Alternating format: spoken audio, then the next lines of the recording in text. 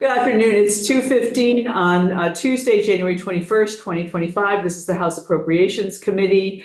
We thought we were going to have a little budget orientation, but it turns out we're going to do that another day, not this afternoon, which will give you all time to work on your budget adjustment things. And so I wanted to chat a little bit about that process. There have been some questions and just kind of a reminder of where we are and where we're trying to go.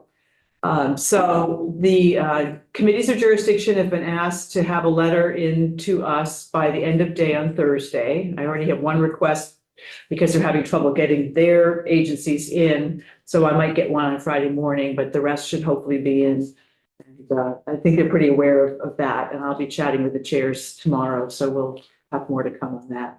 And hopefully you're meeting with everybody. And if you have any trouble or questions about that, come see any one of us here to let us know where things stand. If you have language that needs to happen because you've talked to people, there are a couple of places where I know that's happening. Trevor, I think you're working on a language thing. We've heard that adult learning needs a little bit of language.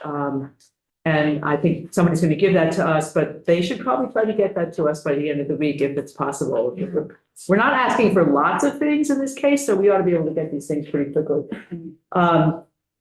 Tiff and I were talking during the break about how in past years, she sent stuff to me or to the chair about, here's what I found out about this particular area, or I want to make a change. If you don't have any changes, we'll talk about it at markup and you'll say, we agree with this. And if everybody agrees, then we'll just mark it as done and we'll go on to the next item. But if there are changes and there's things you want to know about, having it in writing somewhere is a good idea. So we can get a sense of what we're talking about, but I don't need lots of words.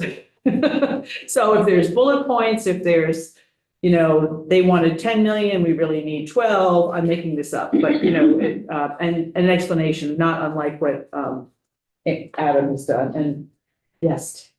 Well, I find the language section not easy to read. No, it's not. And I'm just so would you like a template which either your vice chair or I can design that we can kind of all use, so it's really easy for you to. Yeah. Okay.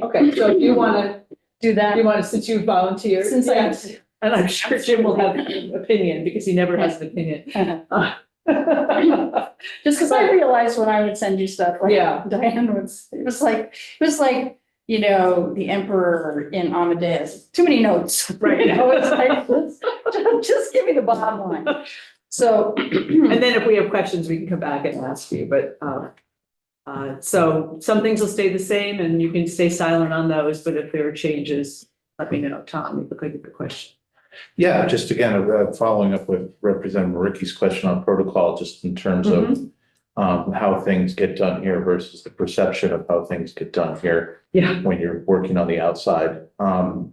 So I'll bring up a specific case, the ARPA waterfall. The ARPA, there was a contingency based on a presumed or anticipated waterfall that was, I guess, about 75% short of what happened. So there were some policy decisions that were made last year based on the waterfall. Right. So specifically, well, I can name off 2 out of the 3. I can't name that third one that got shortchanged, but the HFA and the HCB for housing projects, which we know the money would have been spent by now. Right. Had it been out.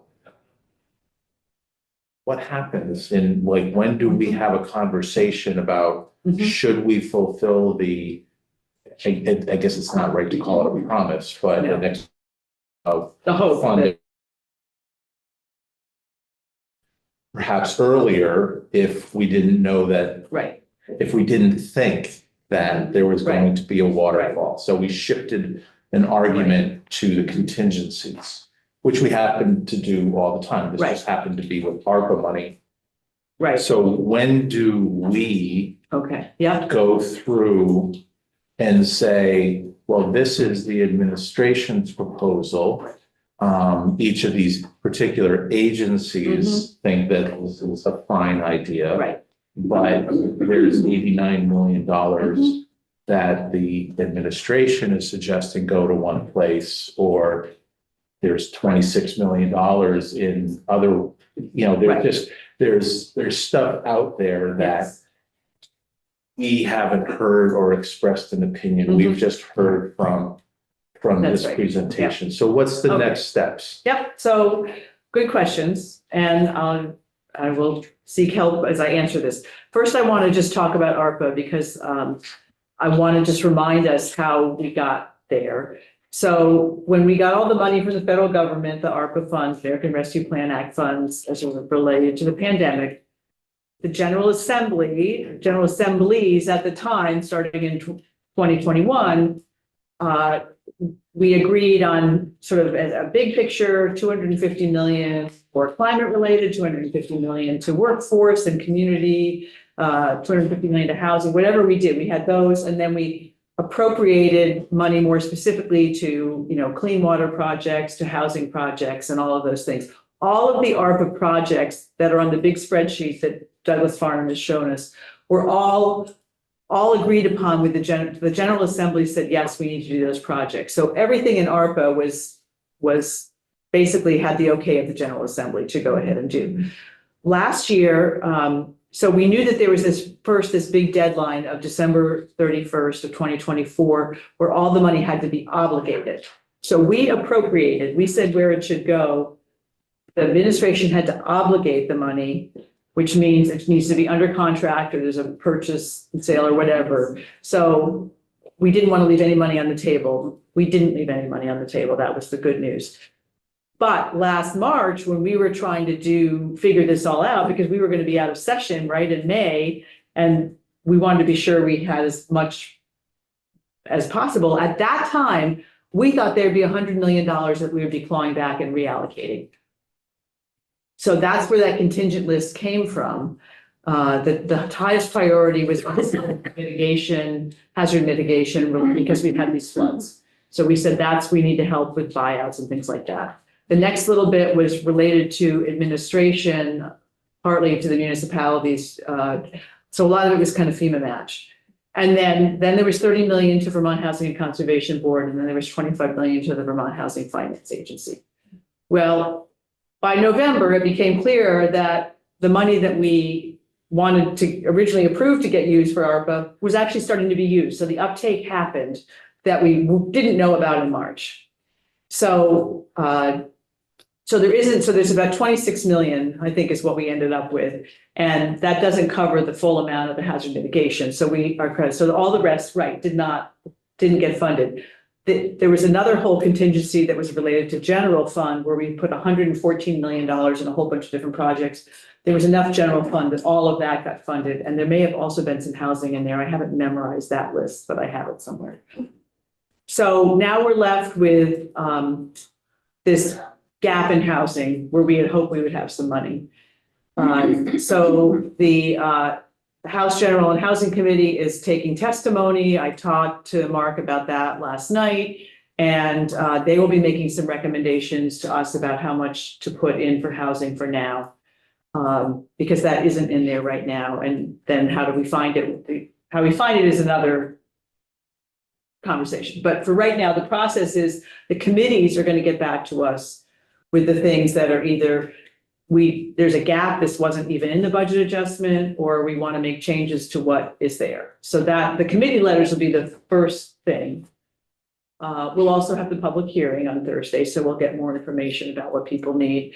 Many of us have had conversations with people in the housing world of, well, we're not going to get 55, but what can we do? And, because we don't want to lose our momentum. And the governor has said that housing is one of his top critical priorities, education being the other, education reform. But housing is the one that he also talked about in his address. So we know that's a critical priority for everybody. So we'll get the committee letters, we'll have the public hearing, we'll be talking about it as well here. And then the other piece that's going to happen, the last piece that falls into place is we're going to have the budget address. Before that, tomorrow we have the revenue forecast. And that's gonna tell us, are we gonna end up with more revenue for this year, this fiscal year 25, or less?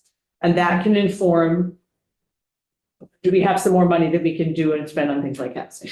And then finally, the governor's budget address is a week from tomorrow, and we'll have a better sense of what he's doing. We know that he's holding currently $87 million to put in the FY 26 budget that could be available now. Last year, we took some of that and spent some of that in the current budget adjustment, and then kept the rest for the following year. So some of it may just be a question of timing. And what we feel comfortable saying, no, we actually needed to have it this year and not wait till next year. So those are kind of the four pieces that are going to happen that are going to help us put everything together. And on Friday, Mhm. a week from the 30th or the 31st. Right.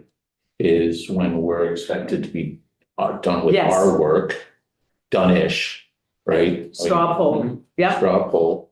So that gives us, does that mean will we likely work late after the budget address in order to kind of hammer out what we're doing? What's the budget address? Tuesday at 1 o'clock. So on the 28th.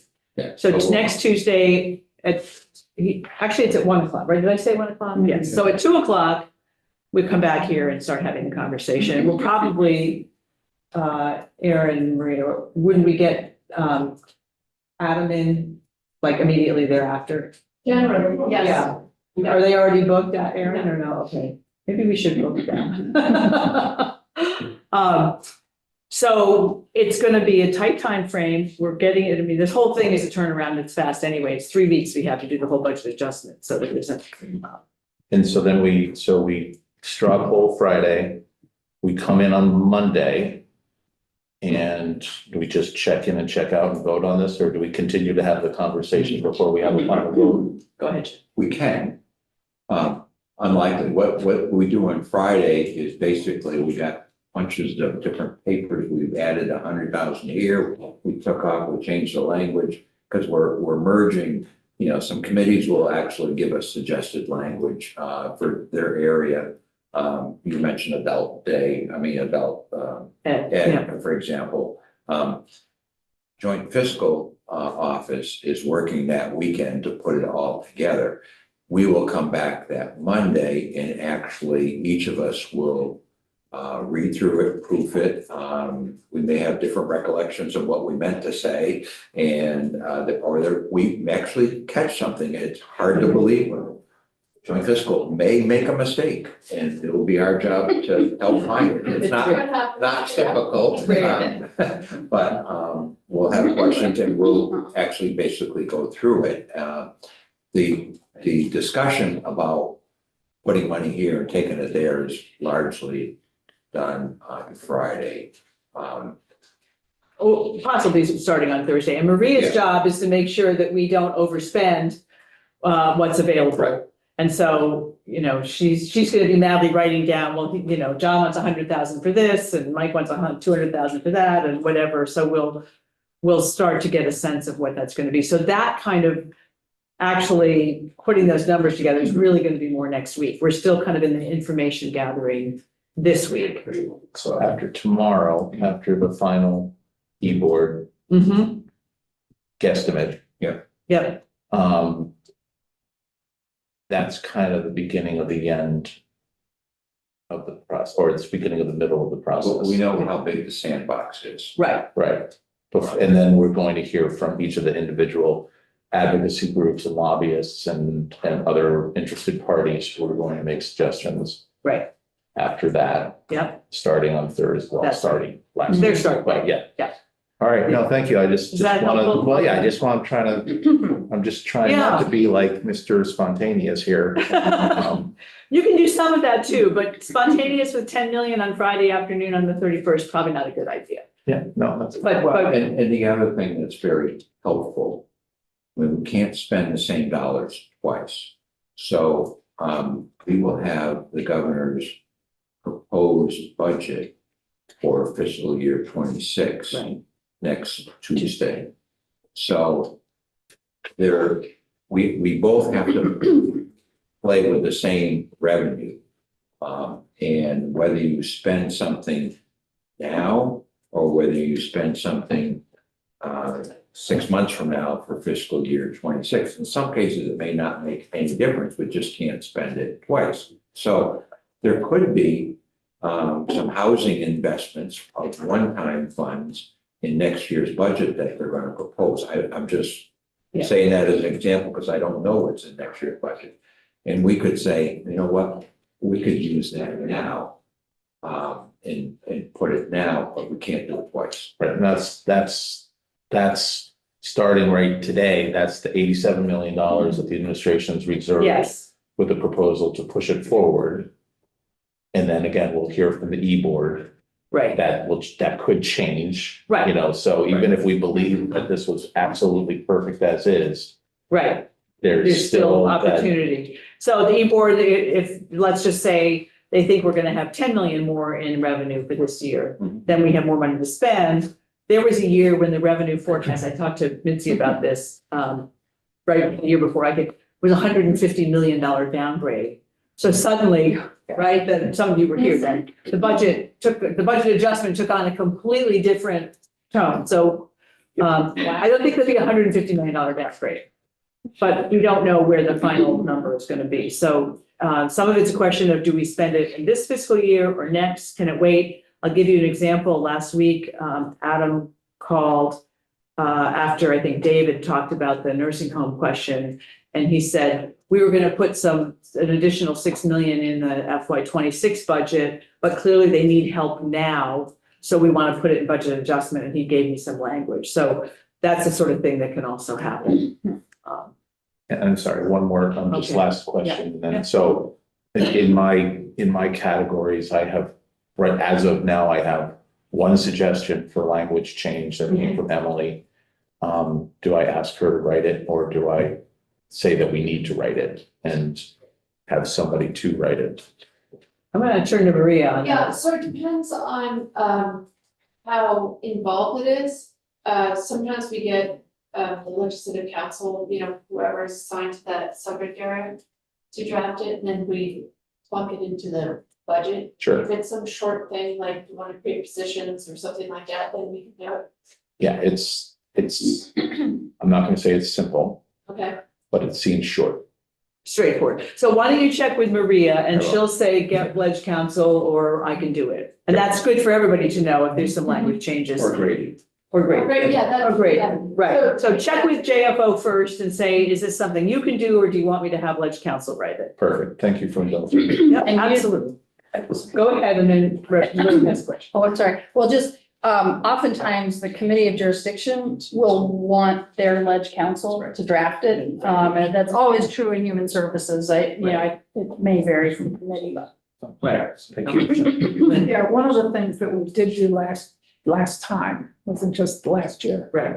is, and this was, we did have money that we were spending, that we took the money that the governor suggested we put aside so we could have a match 2 or 3 years down the road Right. for the IJA and the IRA, because if you don't have the match, you don't get the money, the federal money. And we had a lot of federal money that we had to match, And because those are what, I'm sorry?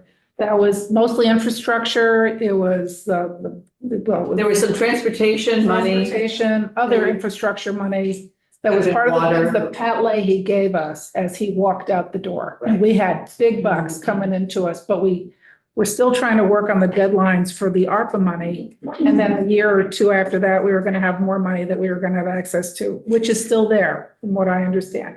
So the issue is that the governor wanted a bank, I don't know, 25 million or whatever it came Right. to.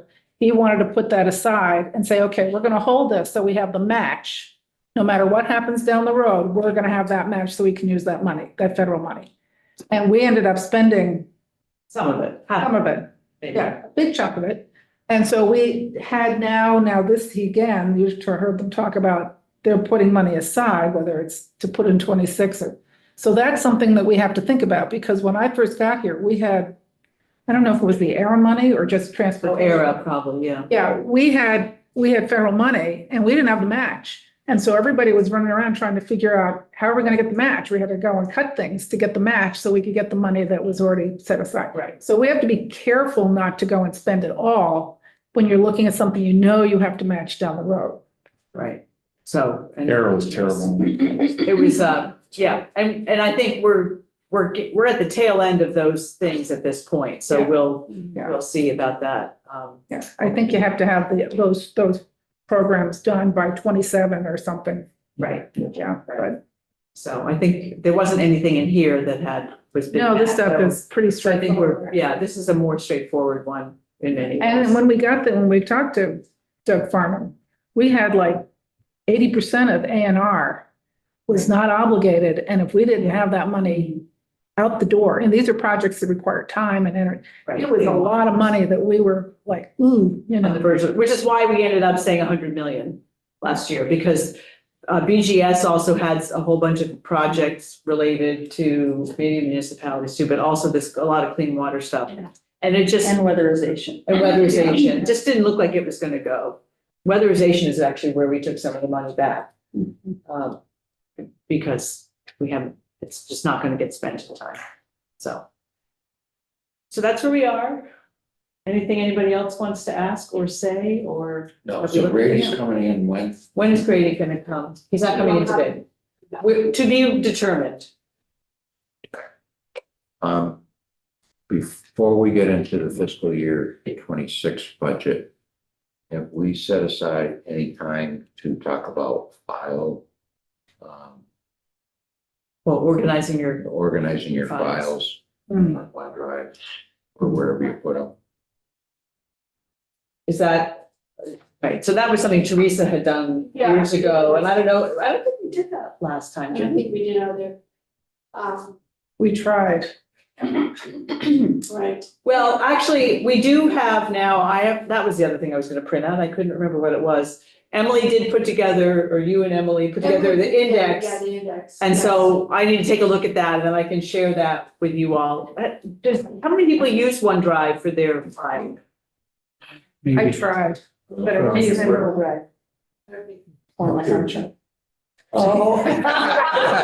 Mine is see the papers on my desk. So if we don't have a lot of people who want to use OneDrive to organize their files, then maybe we can just have a little private lesson about how to do that. Okay, I'm happy to share with what I do. You Okay. can throw it away, but it's not, whatever, everybody, if you're gonna save them electronically, you gotta put them somewhere. You gotta be able to find them. And it's easy to do it by the broad categories, Right. whether it's human services or protection or. Is that a breakdown like we see on the web report? Yes. That's, Yeah, yeah. where it says government fees or whatever. Right. Yes. Then Right, and we do have an index that, which, once we break, I'll take a picture of and just take a look at, I mean, print it out and take a look at it, because that could be something that can be helpful. That's a much more detailed one. The one that Teresa had done with us, our first year on appropriations, just had the sort of the top 10 and a few of the categories in between, but she left out a whole lot of them, so. But you can add. You can add, you can add. but that's how we found out, like. But it's the same way you would organize your books if you're gonna save all the paper. Right. You could save it by section, so if you're looking for B301, you have an idea where to. It's after B300 and before 302, Yeah. for example. There you go. But, and that's why I gave you all with your portfolio, the numbers, Yeah. so that you, and Jim and I both have done this where we, and maybe Tim too, I don't know, but maybe less paper focused than some of us. I have one binder with just my portfolio and one with like all the rest, and I. And it's your portfolio that you're gonna get asked the questions on. Right. Not only for your floor report, but also if the chair, as the reporter of the bill, gets a question, Yep, she is going to immediately yield to the member who has that section, and hopefully you have it at your fingertips. Yeah. So, right, and I'll be doing some of that in the budget adjustment as well. If there are gonna oh be no, questions. I do the report, but if there's a question on IT, the member from Chittenden is gonna be asked to explain it. So, Whatever, Yeah. all good. okay. So any other questions while we're here? Okay, well, you can always ask if there's. Are we meeting? Yes, so tomorrow. We're meeting basically at 9 every day this week. Tomorrow, Emily's gonna come in and talk about a little more committee orientations and definitions. ACC, tomorrow's Wednesday, right? Yes, ACCD is coming in at 9:30. At 10 o'clock is the e-board consensus revenue. You can watch in the comfort of our committee room or come upstairs and where it's usually standing room only. That's at 10, and then we break for lunch. And then at 2 o'clock, we are going to have a joint hearing with Senate Appropriations, who is going to come in here. Do I have that right, Aaron? Okay, they're coming in here, and Tom Cavett will be here, who's our economist. And so we'll have a chance to ask questions, and it'll be our first joint meeting with Senate that isn't a public hearing, and I'm hoping that we'll be able to do some more of them so people can give testimony. And then we can also hear how they think about things, and they can hear how we think about things for the questions that we ask. So that's tomorrow. And then, well, tomorrow after that, we're having the caucus of the whole and the governor up in the chamber, and we're going to be hearing about the education proposal. I'm sure everybody's, That's on Thursday. Wednesday. it's Wednesday at 3:45. 15 minutes. I don't think we're quick out at 4. I don't think we're getting out of 4 either. So tomorrow's a big day with the e-board and the education proposal. Thursday morning, we're going to have a security briefing that will not be live streamed for obvious reasons. And then we'll be talking then about carry forward and reversions and how all those work. The Vermont Veterans Home will be here. We have our public hearing. What day is that? This is Thursday. This coming. And it's all on the agenda. I'm just reading from what Aaron printed. It's all on our committee page. We'll have ethics training. I think that's the last training that we have that I'm aware of. For this Friday, this year. And then on Friday, we'll start to go over the information from our standing committees. So enjoy the peace and quiet while you can. That's what we need to do. And if there's nothing else, I will have us go off live. Good. All right, Aaron, let's go.